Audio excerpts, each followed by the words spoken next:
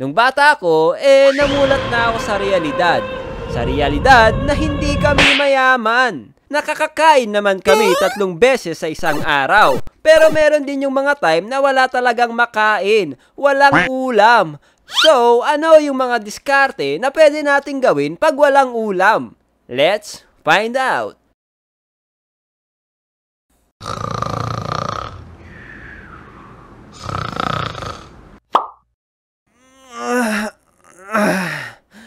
Umaga na pala. Umalis na sila mama? Oo, maaga daw sila ngayon eh. Anong ulam?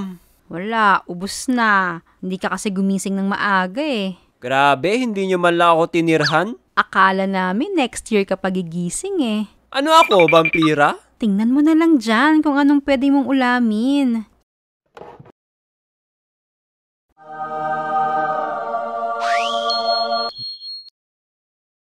Buti na lang meron ka.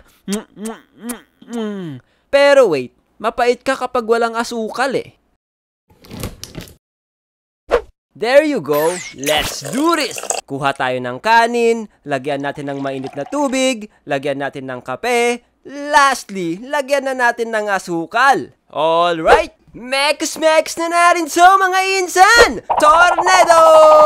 Woo! Tada! Tapos na ang aking sugar coffee budget meal. Kain tayo mga insan! Sa gantong preparation guys, pwede kayong gumamit lang ng asukal kahit wala ng kape at mainit na tubig. Pag walang asukal, pwede rin ng asin kung trip mo ang maalat. Kung medyo yayamanin ka, pwede ka rin gumamit ng gatas. Ito pa, ginagamit to ng mga babae. Walang iba kundi ang toyo. Hoy! Anong ibig mong sabihin? Natoyoin kami? Hindi yun ang ibig kong sabihin. Akala mo ba hindi masakit yung mga sinasabi mo? Kayo nga, inuulam nyo yung kape kasi mga bitter kayo. Huy, content lang to. Wala akong pake. Tsaka masarap ang toyo, lalo na kung gagawa kayo ng fried rice. Wow, sige nga, tutorial nga dyan, Chef Ellie. Sige! Hello guys! Welcome to Ellie's Cooking Show! I-share ko sa inyo kung paano magluto ng soy sauce fried rice. Ang kailangan nyo lang ay mantika, kaning lamig, at syempre toyo. Oh, bakit ka tumatawa dyan? Wala. Sige na, ituloy mo na. Una, painitin natin ang kawali. Pag mainit na, ilagay naman natin ang mantika. Dito guys, sansahin nyo yung paglagay ng mantika para hindi masyadong oily ang inyong fried rice.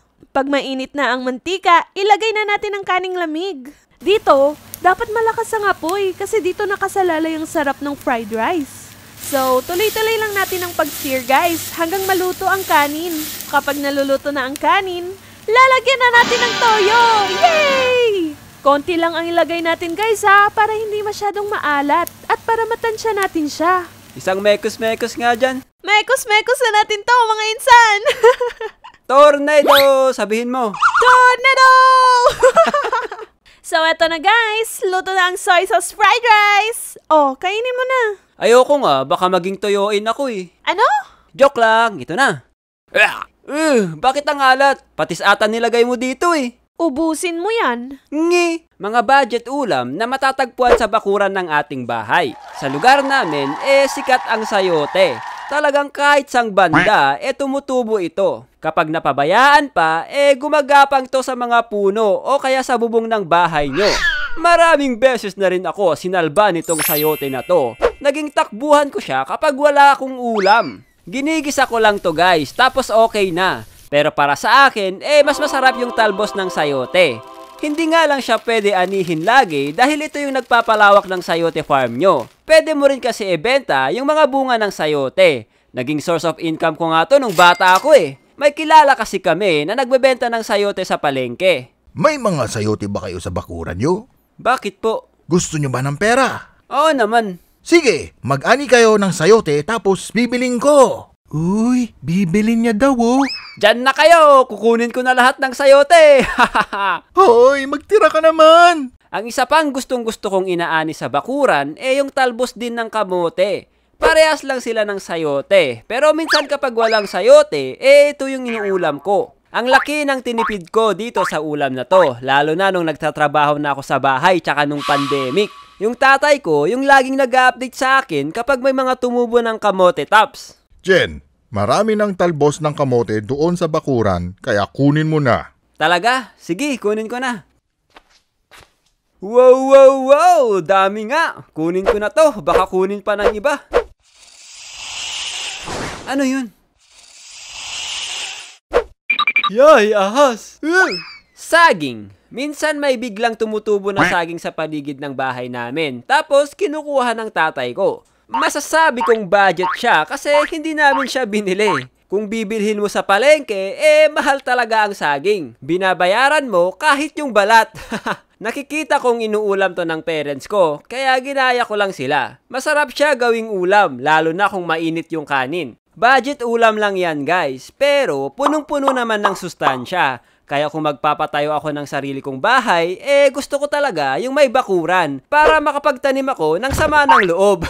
De, joke lang. Para makapagtanim ako ng mga gulay. Malaki na matitipid mo, healthy pa sa katawan. Diba? Isa pang budget ulam na nagustuhan ko talaga, walang iba kundi ang tuyo. Halos maubos ko na yung isang kaldero na kanin dahil lang sa ulam na to. Nakakatipid ako sa ulam, pero sa kanin, hindi. Ang sarap niya kasi isawsaw sa suka o kaya sa kalamansi. Tapos ipaparehas mo pa sa mainit na kanin. May napanood ako sa YouTube na ginawa nilang special yung tuyo. Ang tawag nila dito, gourmet tuyo. Nung napanood ko yun, natakam ako. At naalala ko na ganito yung mga inuulam ko dati. So, nagkaroon ako ng ideya na magbenta kaya ako ng ganito. Sakto kasi na nasa lugar ako kung saan maraming supply ng masasarap na tuyo. Eli, tignan mo to.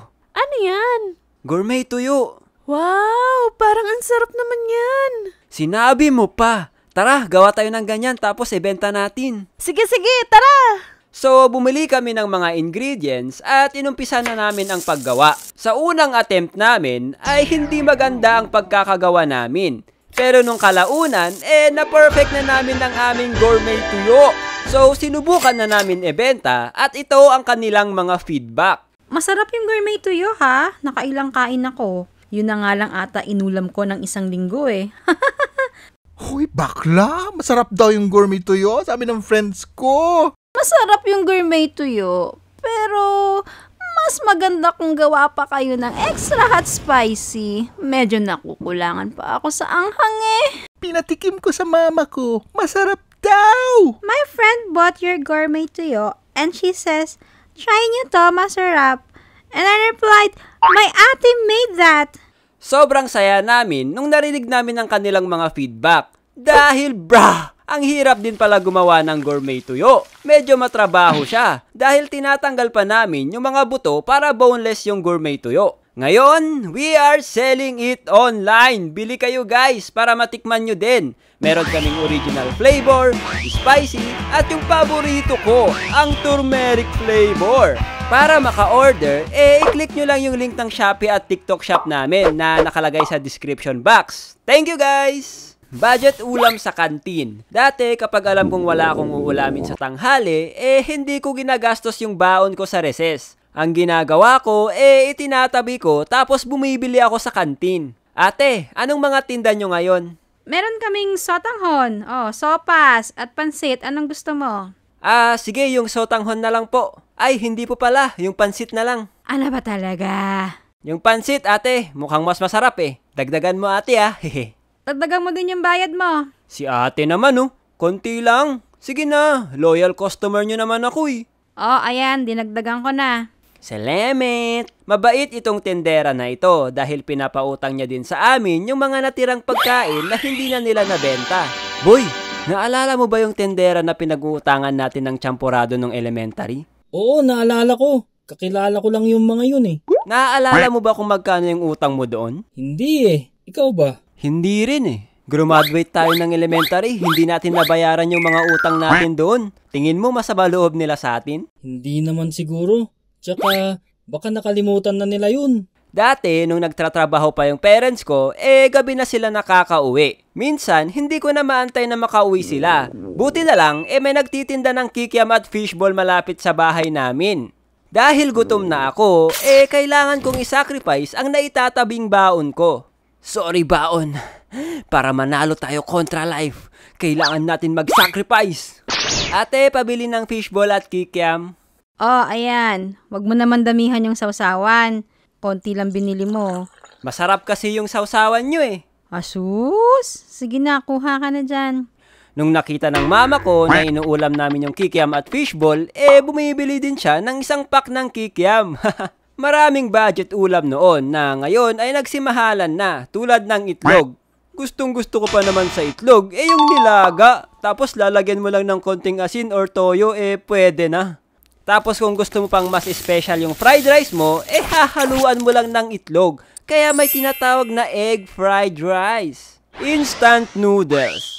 Mura lang yan dati. Ewan ko na lang kung magkano yan ngayon. Basta, masarap yan iulam. Madali pa maluto. Ang kailangan mo lang ay mainit na tubig. May sabaw ka na. Hindi ka na magsisisigaw ng, nasaan ang sabaw? Speaking of sabaw, yan ang naging ulam ng isang kaibigan namin. Pumupunta siya sa karenderya at humihingi lang siya ng sabaw. Shinare niya din sa amin yung tip na yon. Mga pre, gusto nyo bang makalibre ng sabaw? Oo naman, sarap kaya kumain kapag may sabaw. Wala akong ulam ngayon, baka gusto yung sumama humingi. Masarap yung sabaw nila doon. Hindi ba tayo papagalitan kapag sabay-sabay tayong hihingi? Basta, isa-isa lang tayo hihingi.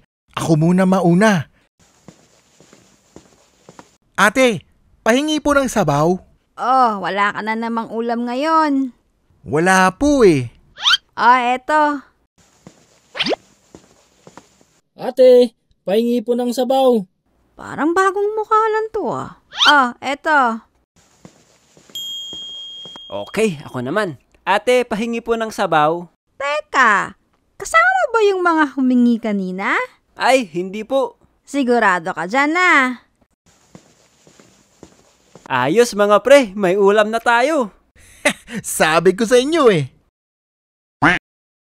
Ay nako, sinasabi ko na nga ba, magkakasama tong mga to. Kayo, anong naging budget ulam nyo?